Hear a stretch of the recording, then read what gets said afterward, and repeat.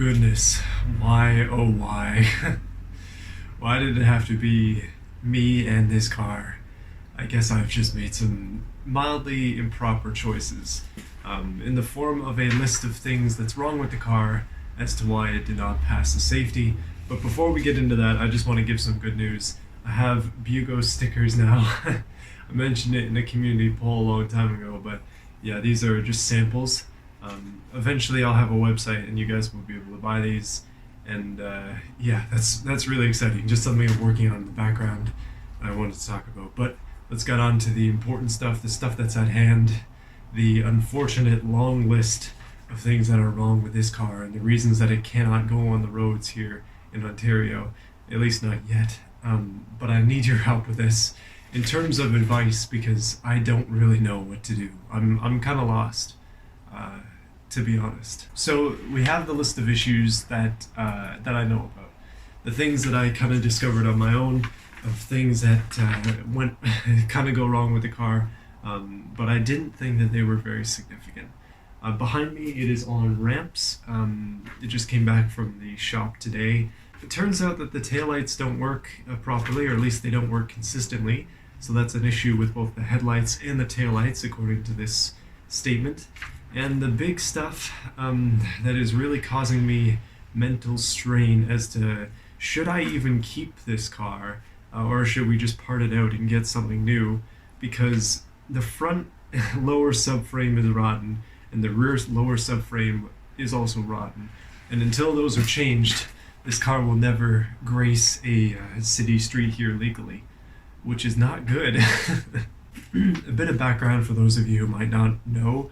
I live in Ontario, in Canada. In here we have safety inspections. They happen once.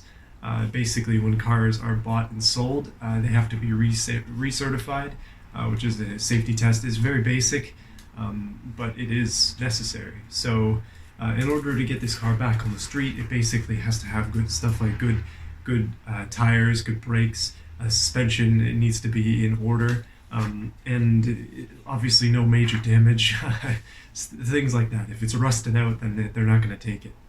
So along the lines of other things that have to be done, we have the valve covers leaking oil onto the manifolds. I mean, that's kind of expected with these VQ engines. That's actually quite common. Not good, but it is common. It needs rear brake pads, it needs rear rotors. I can do that kind of work. I've done that on my own personal car before, so I'm not too worried about that. The left rear caliper is leaking, so we probably would have to do pads, rotors, calipers on the back, because you don't just do one side. That doesn't make any sense, so you want to do both. And then both outer tie rods have play, so that'd be in the front end. All this stuff would have to be done in order for the car to get back on the road. And keeping in mind that my budget for this build was only $2,000, that's, I mean, it's going to cost a lot more money than that to get this done. Obviously, I want to do everything myself if I am going to be getting this done. So that I can save on, but I'm not going to be able to save money on parts. This stuff costs money. Now, obviously, I mentioned money a lot because it is the big driving factor in terms of, like, is this worth it? The reality is no. This is a $2,500 car. This is more than $2,500 worth of repairs if you take it to a shop. It's actually a ton more than that, and I'll explain why in a second. Honestly, if it wasn't for the rusted out subframe in the front and the back, then I would be a lot more inclined to fix it. A lot of this stuff like the brake pads and rotors and things, that's not really a big problem. Tie rods, I think I could do that too. But the subframes are very significant because they involve a lot more work, as you can imagine.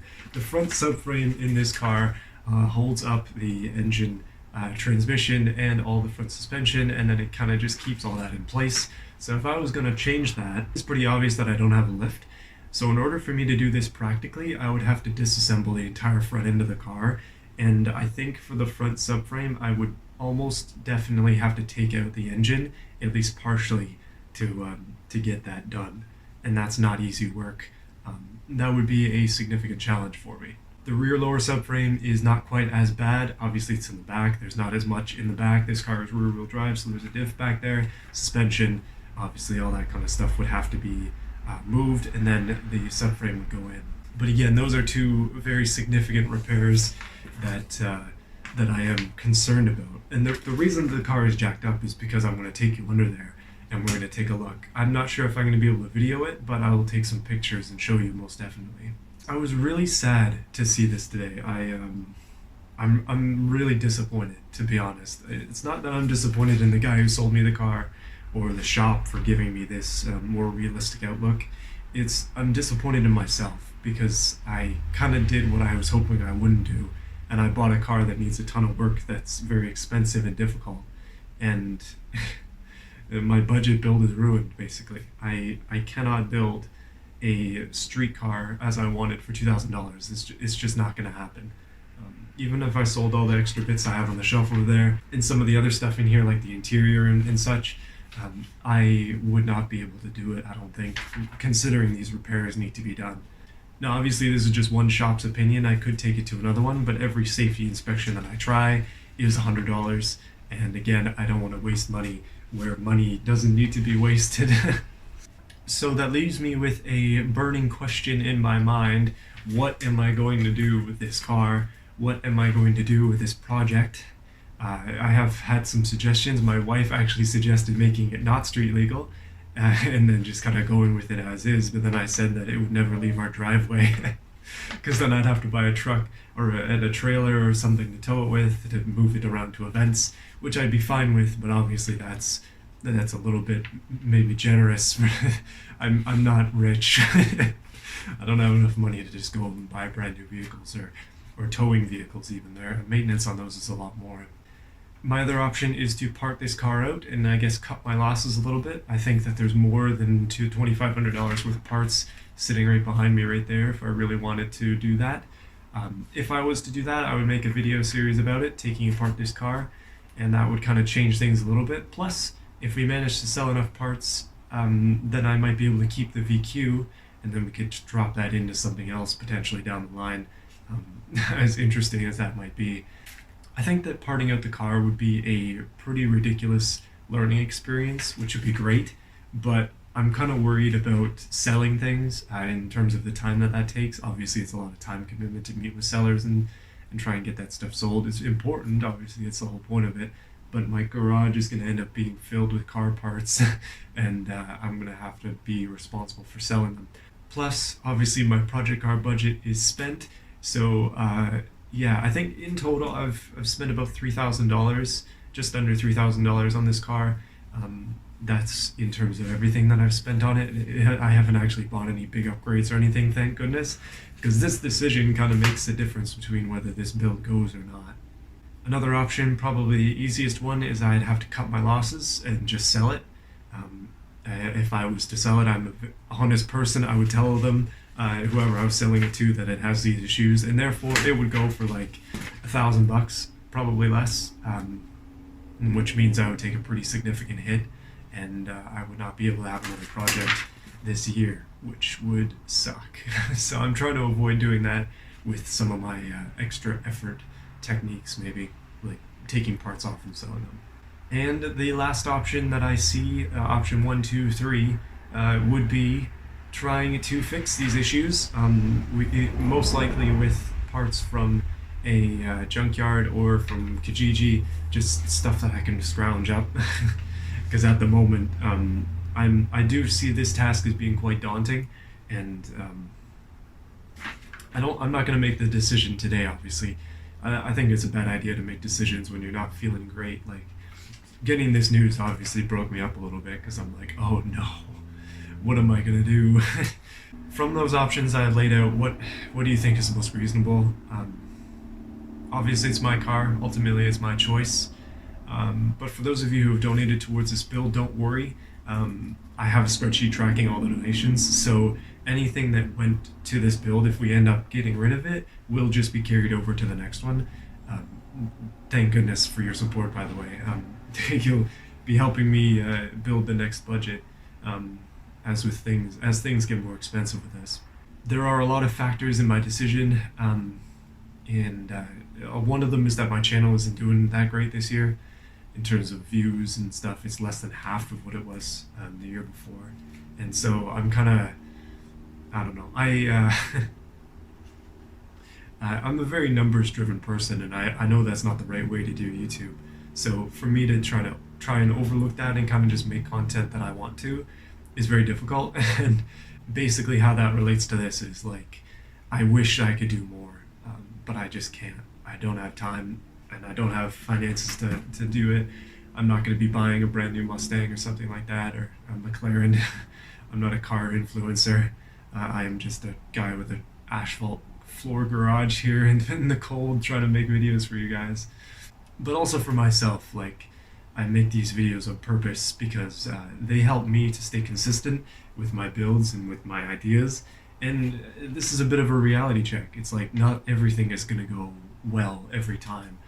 Obviously, this one has not gone well so far. It makes me sad, but this is the project car life. Like, not everything is going to go perfectly, and I should have anticipated a bit more work being required.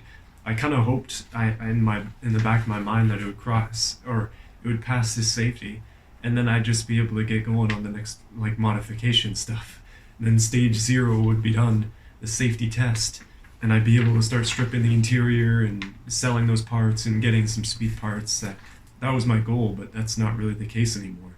Like it doesn't make sense to put money into this car until this type of thing is fixed. Because if it's not going to be able to go on the road, and if it's not a dedicated off-road track car, then yeah, it's just simply not going to work out. When I was at work today, I did a bit of a search on Kijiji just to see what was out there, and I didn't really see anything interesting, which is disappointing. That might make the choice a little bit easier, but to be honest, I really like this car. I just cannot, I don't know. I just can't decide at the moment what I'm going to do. I've got a lot of thinking to do, and I'm definitely going to be reading through your comments on what kind of choices I should make. I saw that people before noticed its condition and were like, just scrap it, get rid of it, it's not worth it, but it's not that bad on the outside, it's just the inside that gets me. I thought I was good on the inside part, I thought it was just cosmetic damage, but obviously I was wrong. So before I talk your ear off entirely, hopefully this has made sense. I'm going to dive under the car. I just spent like 10 minutes trying to get it on these ramps. So I'm going to dive underneath there, throw down a cardboard box, and see if I can't just see what this subframe looks like. I'm not one to just take shops on their word. I definitely want to check it out for myself, especially if I'm going to be doing all the work to get it done. If I open it up and it turns out that it's just a small fix, then my goodness, the project continues, and I guess we're doing brake stuff next week. But yeah, if it's truly rotten out, then my goodness, whew, we got some work. Or not, I don't know. Alright, let's take a look underneath the car. Let me show you what we're looking at here. First things first, I'll show you the good side, using the light that I have. Got my patented safety setup here. These are some ramps, which don't really lift the car up that much. And then I've got jack stands because I don't want to die, and obviously the parking brake is on. So here, hopefully you can see this. Oh man, the phone is in the way. I'm gonna have to go from underneath. So that thing you're looking at right there is the front subframe. Hopefully you can see it. I'm actually seeing around this corner for the first time. And yeah, that one's got a bit of a rust hole in it, which is not ideal. This is all one interconnected piece. Goes from there all the way underneath this up to here somewhere, and then out the other side. I think it's called a butterfly or something. I think I could get one of these used, but obviously it's connected to the main suspension stuff, and yeah, this is a very, very invasive repair, especially to do on the bottom of a garage floor. Not great. But then there's the other side. What you can hopefully see is it's much, much worse. That one is holy. That one is quite holy indeed. That is not good. Holy. Sorry, it was hard to get a good shot there, so I took a picture for you just to make it a little bit more clear that that piece is indeed rusty, and apparently not enough or too much to pass the safety, understandably so. I also noticed picture here that it seems like oil might be leaking out of the drain plug, which is not good. I just noticed that now. Yeah, it's hard to do a good inspection on this car. I bought it in the dark and also in the snow, so I couldn't exactly crawl under it as much as I would have liked to. I definitely took a peek, but I couldn't get fully under. I'm not going to have time to check out the back tonight, and also that's not easy to do with these ramps. They tend to get shot out. I've had that happen to me before. But yeah, there's your look at this car for now. I don't know what I'm going to do, but it's looking like either a very big repair or this thing is going into parts and we'll be trying to recoup some of the money and buying something else. But until the next time, guys, thank you for watching. I'll see you in the next video.